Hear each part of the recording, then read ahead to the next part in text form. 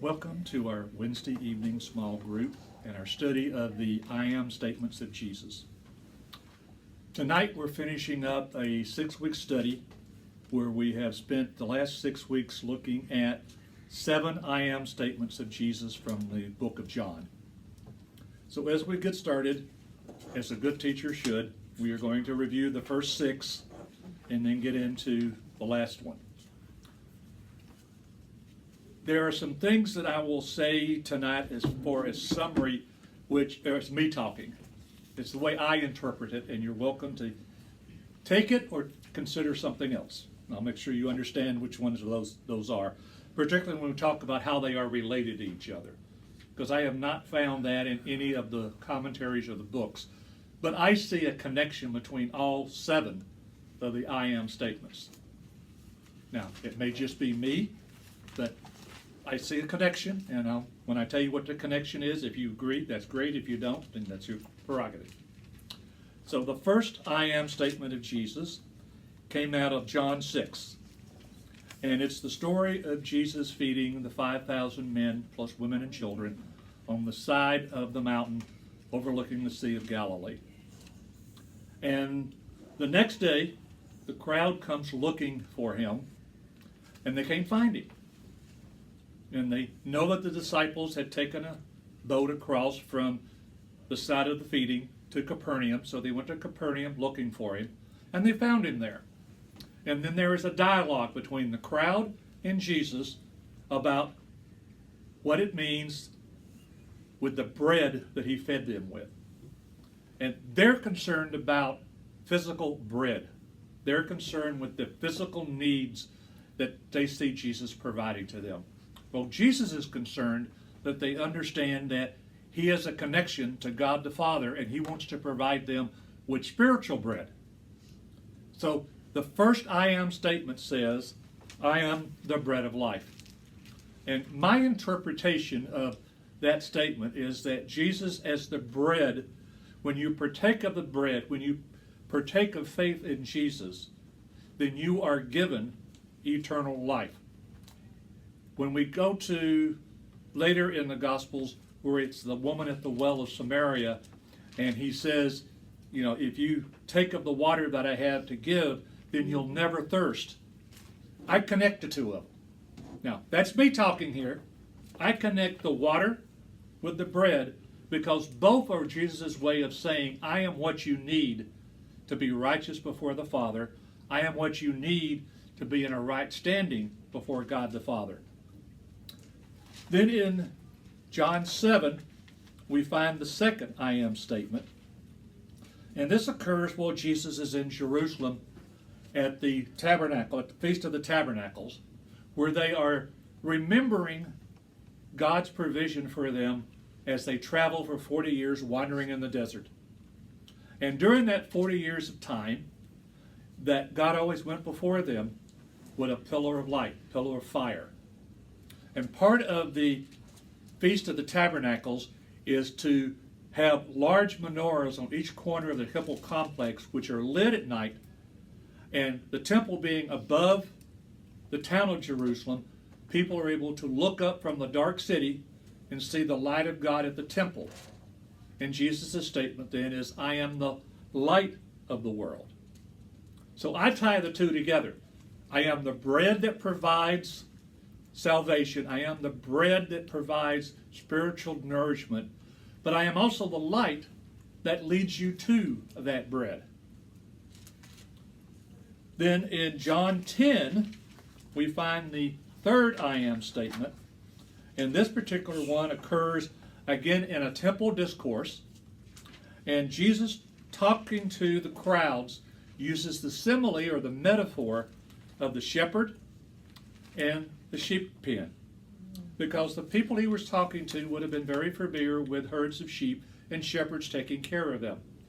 And many times they would pen up the sheep at night or put them into a cave with one entrance, and the shepherd would lay on the outside of the pen or the cave at that entrance and only allow in those who were part of the sheep herd, and would only let out those that were part of the sheep herd.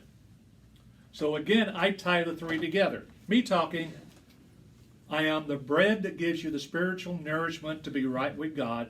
I am the light that leads you to that spiritual bread, and I am the gate that opens to let you in to observe it. And then I am the good shepherd that protects you while you're in God's kingdom. You're the bread of life, and the second one was? You're the light. I am the light of the world. Then I am the gate that lets you in, and I'm the shepherd that guards you. So bread that brings it to you, light that shows the way, gate to let you in, shepherd to guard you. And then the next one we talked about was the scene when Jesus went to Lazarus' family's house after Lazarus had died. What chapter is that in? That is in chapter 11. Chapter 11. And Jesus brings Lazarus forth from the dead and proclaims that I am the resurrection and the life. And again, I tie them together. Take it for what it's worth. The bread that brings spiritual nourishment, the light that shows you the way, excess that gets you in, shepherd that guards you, and the way to eternal life as the resurrection. Then last week, last week we talked about the truth, the way, and the life. And in many ways, again, me talking, I see this as summarizing the other five. Because Jesus says, I am the truth. That means he's the bread and the only bread. I am the way, I'm the light, the only light. And I am the life, the resurrected life, the only way. So his proclaiming that all I have said before, I am the only way there. There's no alternative. There's no other route to get into God's kingdom except through me. Now, like I said, I don't think that's in any commentary I've read. That's strictly my interpretation of how they fit together. Is there a chapter that covers that? The truth, the way, and the life comes out of chapter 14. Okay. John 14. Thank you. And again, that's my combination. If you like it, great. If you don't, that's your prerogative. You have the right to interpret it however you want to. So now we come to the last one. And it's a passage that we are probably very familiar with. This is John 15. And it's the parable of the vine and the vineyard. And, you know, we've done enough studies on Sunday morning in the Old Testament to know that there are many, many, many, many places in the Old Testament where the nation of Israel is compared to God's vineyard. God is the vineyard owner, and the nation of Israel as the vineyard. And sometimes that was a very positive description, and other times it was not so positive. So tonight we're going to look at how Jesus takes that metaphor of the nation of Israel being God's vineyard and in some ways turns it on its end. Because he's not going to talk about the nation being God's vineyard. He's going to talk about believers being God's vineyard. And if you know anything about grape orchards, and I learn a lot about grape orchards by reading commentaries on lessons in the Bible, because I know nothing about them otherwise, other than I like to look at them up the hillside. Evidently, you have to prune or cut back grape orchards twice a year, or at least in the Mediterranean area, they do it twice a year. They do it in the spring when they clip off certain parts of the grapevine to make the rest of the grapevine produce more fruit. And then in the fall, those that are not producing fruit, they chop off the limbs and they burn them. They get rid of them. Again, because they want productive branches. The branches that are going to produce more and more fruit. And this is the metaphor, the analogy that Jesus uses when he talks about the grapevine being believers and being God's vineyard. Now, I will warn you ahead of time that there is some disagreement on how to interpret this particular parable. And I'm going to tell you what they are, and you are welcome to take your pick on which one you think fits best in the story. In many cases, I'll tell you which one I like, but again, you're perfectly welcome to pick another one. But there are disagreements on how you interpret the parable of the vine. So, John chapter 5, beginning with verses 1 to 8. It's And not this 5, is it's 15. 15, excuse me. John 15, verses 1 to 8. And this is where he's going to talk about particularly the parable of the vine. So, Ms. Nellie, would you read out of King James, please? 1 to 8. No, I've got the Living Bible. Okay, Living Bible? Okay. That's all I got. I am the true vine, and my Father is a gardener. He lops off every branch that doesn't produce, and he prunes those branches that bear fruit for even larger crops. He has already tended you by pruning you back by greater strength and usefulness by means of the commands I gave you. Take care to live in me, and let me live in you. For a branch can't produce fruit when severed from the vine, nor can you be fruitful apart from me. Yes, I am the vine. You are the branches. Whoever lives in me and I in him shall produce a large crop of fruit. For apart from me, you can't do a thing. If anyone separates from me, he is thrown away like a useless branch, withers and is gathered into a pile with all the others and burned. But if you stay in me and obey my commands, you may ask any request you like, and it will be granted. My true disciples produce bountiful harvest. This brings great glory to my Father. Okay. In the Holman version, it says, I am the true vine, and my Father is the vineyard keeper. In the New International Version, it says, I am the true vine, and my Father is the gardener. So, a little bit different, but basically the same idea. This is the last of Jesus' I am statements, and it's the only one that is a compound sentence. The rest of them simply is I am something. Notice here he ties in not only himself, but God the Father. Because the imagery here of God being the farmer, because the word that is translated as vineyard keeper or gardener is just really and truly the word for farmer. The farmer, the guy who keeps the vines, are as important as the vines themselves. So this is God the Son and God the Father that he's talking about in this I am statement. Again, I said earlier that in the Old Testament, this imagery is used a lot, and many times it is used negatively. Because Israel, for the most part, failed to live up to the mission that God gave them as the branches of the vine, to go out and win the rest of the world, to be his emissaries to the world. So here, Jesus is proclaiming to the listeners, to the disciples in this particular case, that I am the genuine, the true, the right vine that's coming. I'm the one that's going to replace the old vine, the nation of Israel, that failed. I am the new vine that's going to succeed in what God has asked be done. And notice, it's my Father is the farmer, the vineyard keeper, the gardener. He's claiming the connection between God the Son and God the Father, at least implicitly here, if not explicitly. Verse 2 says, every branch in me that does not produce fruit, he removes. And he prunes every branch that produces fruit so that it will produce more fruit. Remember earlier I said in the spring they trim off some of the leaves so that it would produce more fruit. That's kind of the picture you get here. And Jesus is talking about here two different types of branches. He's talking about branches that produce fruit and branches that don't produce fruit. But he's also talking about here that the gardener, God in his imagery, is the one who determines the fruit, which branch is doing which.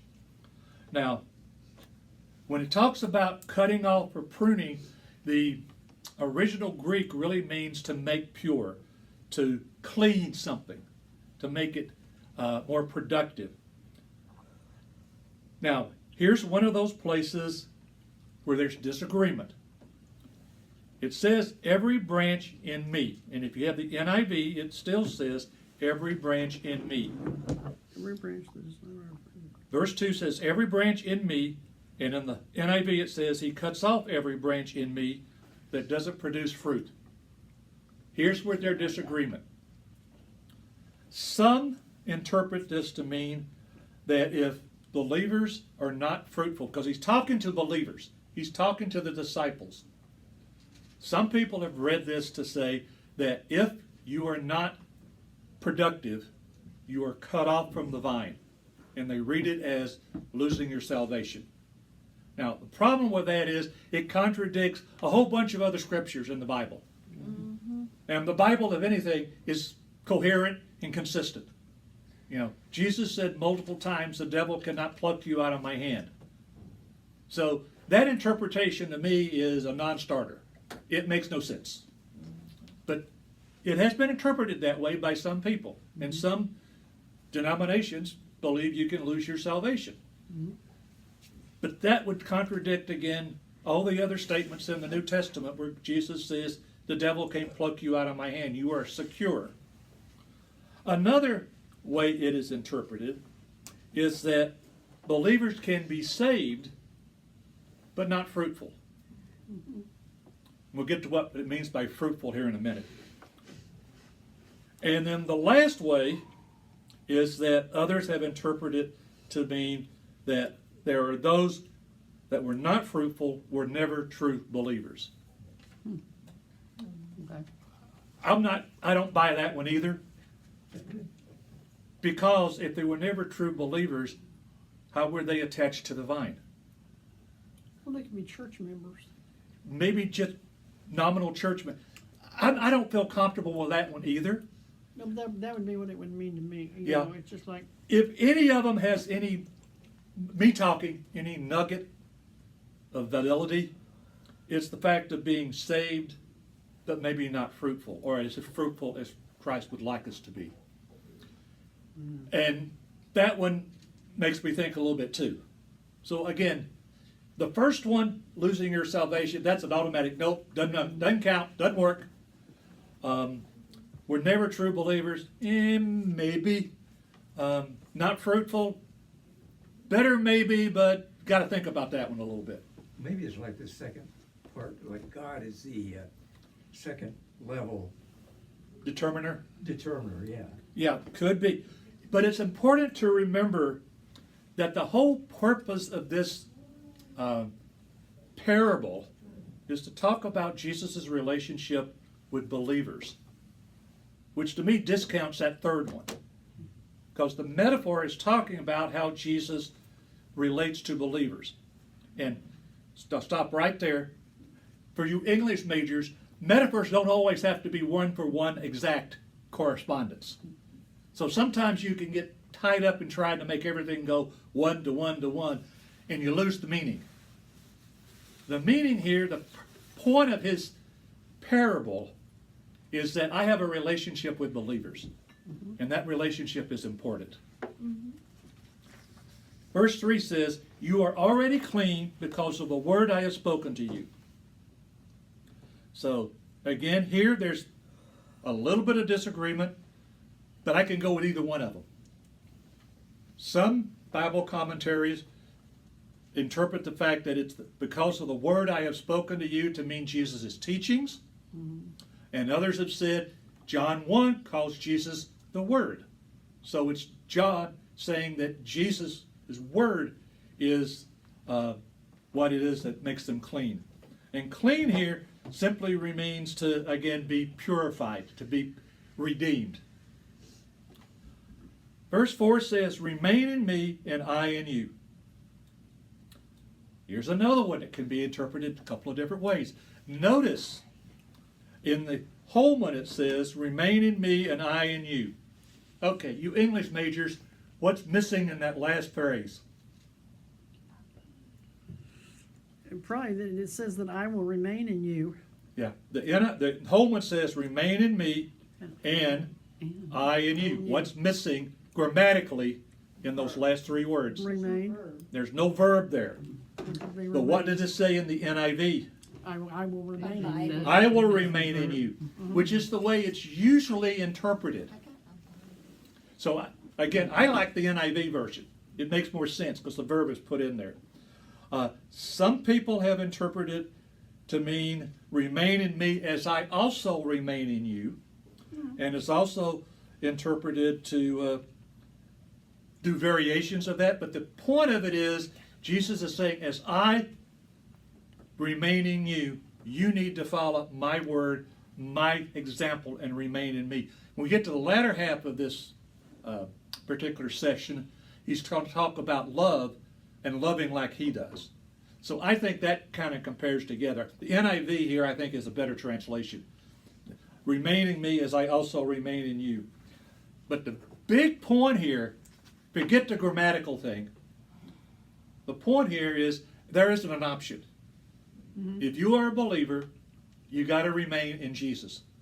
Because if you don't remain in Jesus, you can't do anything.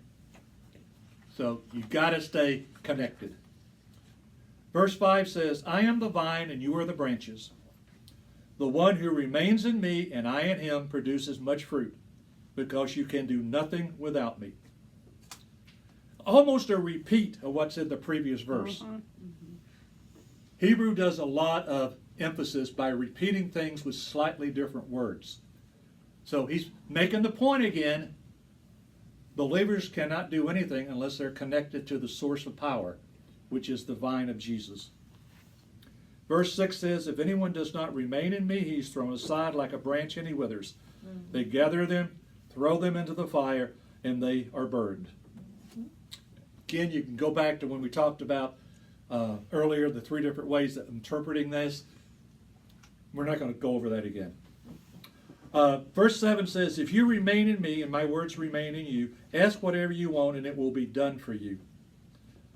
It very much parallels something that Jesus has already said back in chapter 14, where he has talked about prayer and said, once I have left, if you ask anything in my name, the Father will give it to you. The key, though, verse 7, if you remain in me and my words remain in you, ask whatever you want. When we ask and we're connected to Jesus, we're going to ask things that he would ask. He's going to ask things that reflect his teachings, not our own wants and desires. Yeah, like I want a Mercedes-Benz. Yeah. I heard an evangelist on TV one time say, yeah, I'm driving a Bentley or a... Verse 8 says, my Father is glorified in this, that you produce much fruit and prove to be my disciples. Nowhere does he define what fruit is. He simply says produce fruit. Now, we're lucky. There's a guy a little bit later on named Paul who talks about fruit and the fruit of the Spirit. So one way of interpreting this, now again, several ways, take your pick, any combination. Some of the fruits could be obedience. It could be new converts.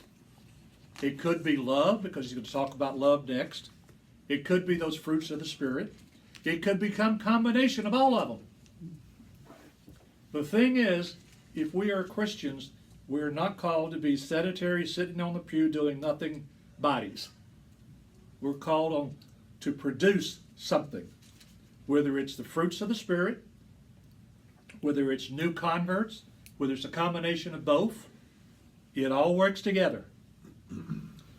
He doesn't get specific, because the point of the parable is not the fruit you're going to produce.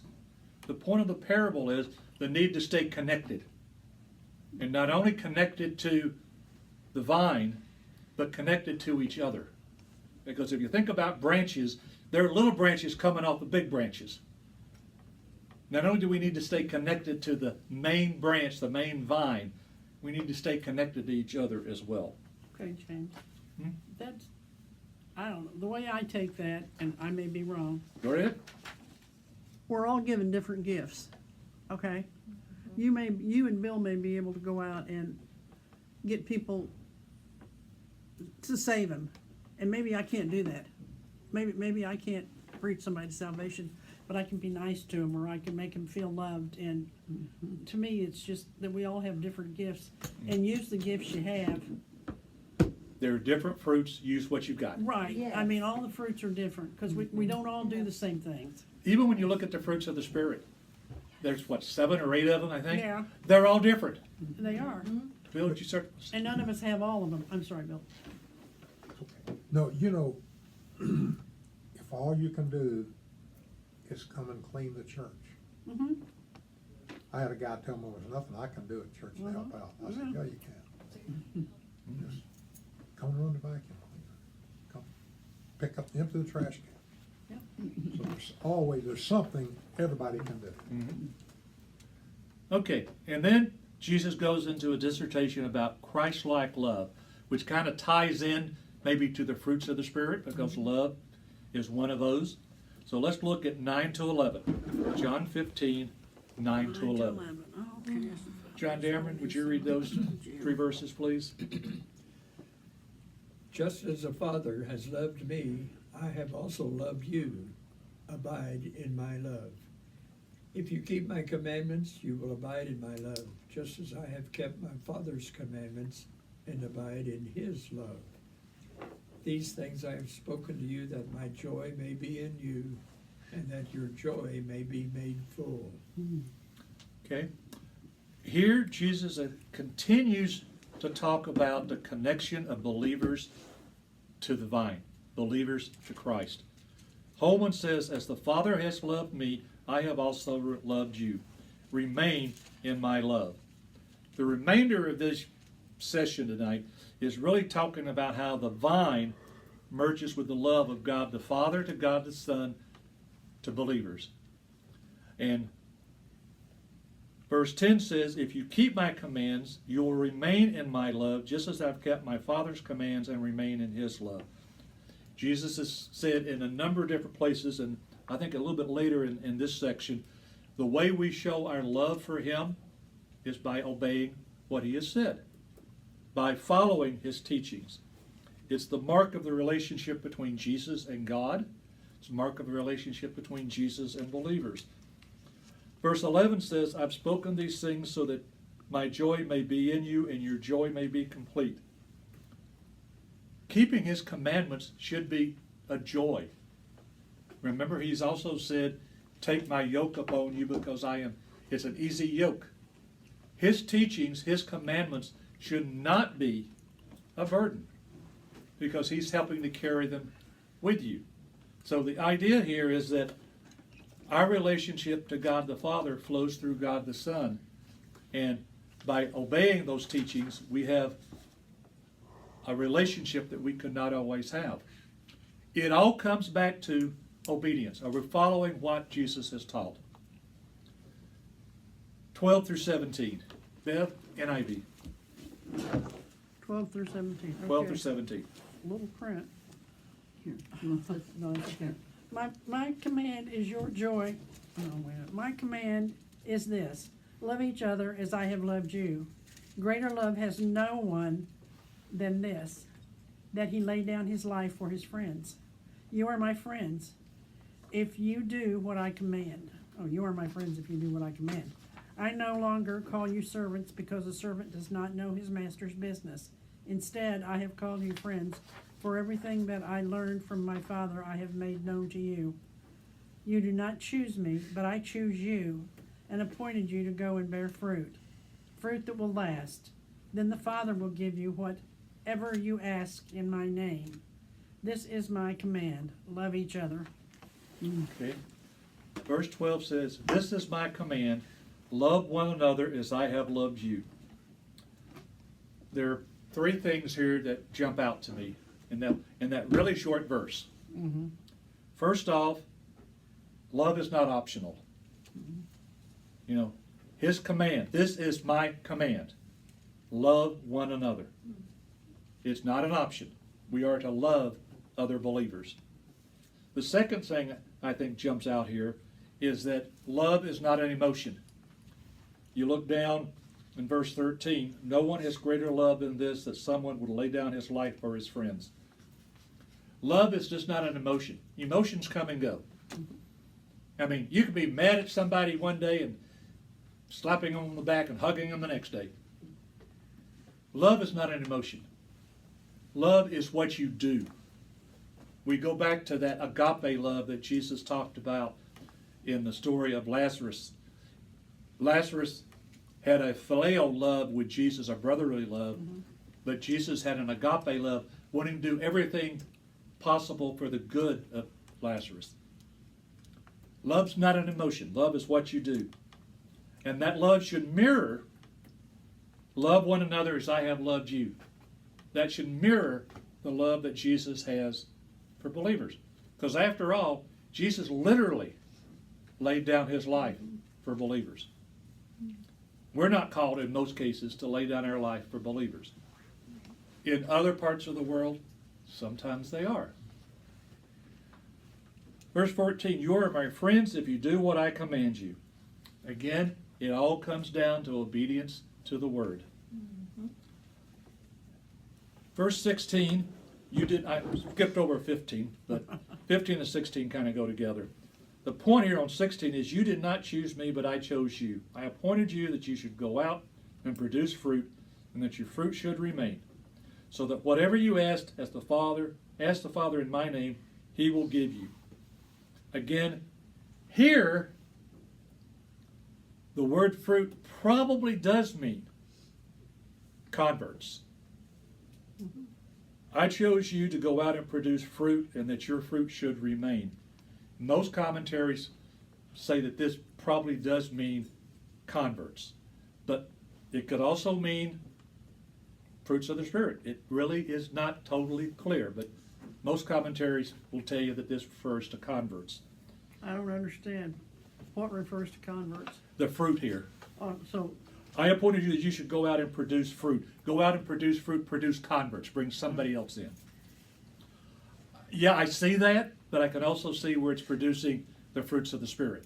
But he's talking to the disciples. But he's talking to the disciples, and has sent them out, and will send them out again. and that's what that's what they were sent out for. To send out for was to produce converts. Mm-hmm. So based on who he's talking to, the commentaries think it's converts he's talking about. But notice, they're going to do it because God's going to give them what they want to accomplish that mission. Not what they want, not what their desires are, but the things they need to accomplish the mission that Jesus has given them. But a lot of people take that to mean that if you're a Christian, I've heard this preached on. Oh, yeah. Oh, yeah. The idea that ask it, name it, and claim it. Become Yeah. a Christian and you can have, that's why That's really, they read it. that's why I drive. They read it by specifically looking at one word. That's why I drive a Rolls Royce, because God told me that, if I want it, He'll give it to me. So that's all you have to do. And I'm thinking, you're lying to these people. I wanna go for a What- ride in your Rolls. I don't want Rolls. Well, what he's talking about here is asking something of God that's Yeah. in line with what Jesus would Yes. do to complete his mission. But that's a lot of people. And he ends up, that way. here's the end. This is what I command you, love one another. Third time in the chapter, Jesus has said, love each other. Oh, good grief, Bill. Does that mean we have to get along? Yeah, it means you have to get along. I'm out. Throughout the study of these I am statements, We'll just go back everything relates to the identity and character of who Jesus was. We started out by saying the I am, even though it's not caps in most translations, really is the personal name of God back at the burning bush in Exodus. That I am. It's talking about the divinity of Jesus and how he is the way to a right relationship with God the Father. It is the only way. And if you're connected to the vine, then you have the power to do the things he has called you to do. Right. Whether it's sweep the church, whether it's talking to somebody about salvation, Yeah. whether it's trying to interpret what's in the Bible, and hopefully I don't mess it up too badly, but it's all there. You just have to tap in to that well of strength. Yeah, and that doesn't mean that everybody has to go out and be an evangelist. Yeah, thank goodness. Well, 'Cause yeah, I'm no, not. Yeah, 'cause I'm not. I mean, it's something I've never been able to do, but I can try to make people feel loved, and, Mhm. you know, I'm glad they're here. They better be on time. 'cause Okay. I pick on every Sunday he comes in, about time you got here, Tom.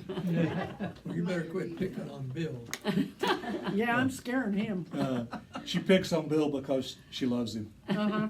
We only pick on those we like. I pick on Bill because he picks on me. So, anything out of the last 6 weeks, let's see, what time is it? Well, we got a couple of minutes before 7:30. Anything out of the last 6 weeks that stood out to you, something that you might want to keep in mind going forward? I like the way you connected all of those together. Uh-huh, Yes. that's good. Yes, Thank you. that was very, very good. That's the gospel according to James. Well, it's the gospel of me doing the study and seeing how they are related, because like I say, I had not found that anywhere, but it No, makes sense to me. Yeah, it That's is. the Howell Really good. interpretation. That's the Howell interpretation, yeah, that's what I see as. Is that like the NIV? I guess. Let's don't go there. Anybody else, something that stood out to you? Well, I've heard them all, you know, the I am, the light, I am the gate, I am the, but I never put them all together. Yeah, I've heard sermons on every one of them, Mhm. but I've never heard a preacher preach on all 7 of Connect them them. all. Well, if he Really preached good. on 7 of them, we'd be sitting there for a while. Long sermon.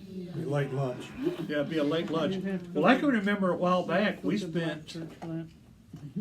several Sunday mornings going through a little book called I Am the Vine, or The Vine, or something. I've got it at home. We did it. It's been 10 or 15 years ago at least, because I was over in the college class at that time, I was teaching the college class. You talking about in like Sunday school? Yeah, like in class? Sunday school. Or We did a little small book group. on the vine or Okay, something. yeah. When there was a big thing going around, everybody was studying it. And we spent several weeks on each individual little part of it. So yeah, if he was to preach on all 7 of them, it would be a really late lunch, maybe an early dinner. Probably a really small crowd. Let's close with prayer, and then we'll let everybody get out of here. Heavenly Father, we thank you for this 6 weeks that we've looked at I am statements in the book of John.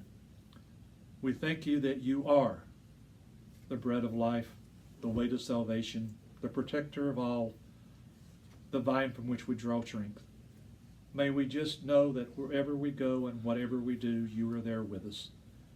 May we go in your strength with the talents you have given us to accomplish what you have called us to do. For we ask it in your name. Amen.